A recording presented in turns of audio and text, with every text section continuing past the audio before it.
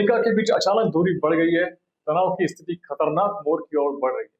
अमेरिकी राष्ट्रपति Donald Trump का यह बयान कि अब तो सिर्फ 8 घंटे हुए हैं, आपको और भी बहुत कुछ देखने को मिलेगा, जाहिर करता है कि यह सिर्फ एक टैरिफ का मामला नहीं है, बल्कि यह एक व्यापक भू राजनीतिक रणनीति का हिस्सा है।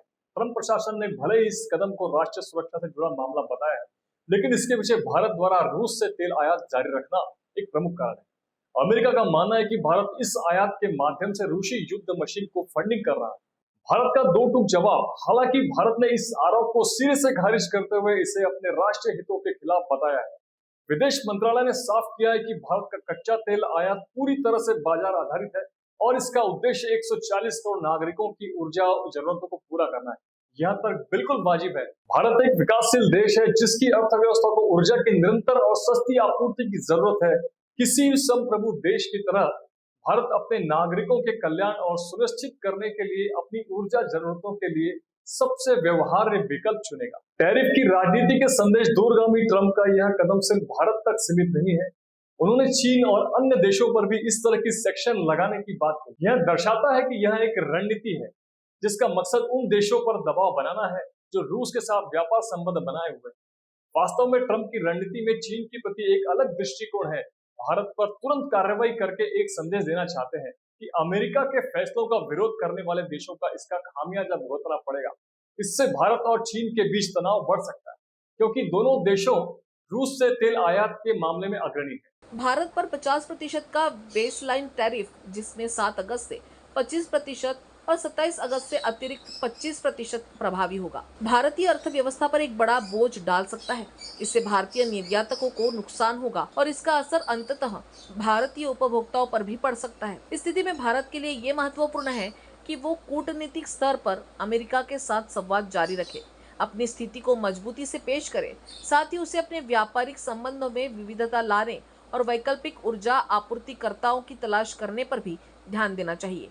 ये संकट भारत के लिए एक अवसर भी हो सकता है ताकि वो अपनी आर्थिक और राजनीतिक स्वतंत्रता को और भी मजबूत कर सके। दरअसल डोनाल्ड ट्रंप की राजनीति की एक प्रमुख विशेषता है कि वे अक्सर विवादित बयान देकर एक दूसरे के खिलाफ देशों को खड़ा करके अपनी स्थिति को मजबूत करने का प्रयास करते हैं। भारत टैरिफ और सेकेंडरी सेक्शन लगाने का उसका निर्णय इसी रणनीति का हिस्सा हो सकता है। ट्रंप प्रशासन ने भारत पर रूसी तेल खरीदने का आरोप लगाकर इसे युद्ध मशीन को फ्यूल देने वाला बताया है। यह बयान न केवल रूस के खिलाफ, बल्कि यह भारत को पश्चिमी देशों से अलग थलग करने का भी प्रयास है। भारत इस दबाव के आगे झुकता है तो इसकी संप्रभुता पर सवाल उठेंगे। अगर वह नहीं झुकता है तो उसे अमेरिका के आर्थिक और राजनीतिक दबाव का सामना करना पड़ेगा। ट्रंप ने कई बार पाकिस्तान की आलोचना की है, लेकिन साथ ही उन्होंने ये भी संकेत दिया है कि वे पाकिस्तान के साथ अपने संबंधों को बेहतर करना चाहते हैं।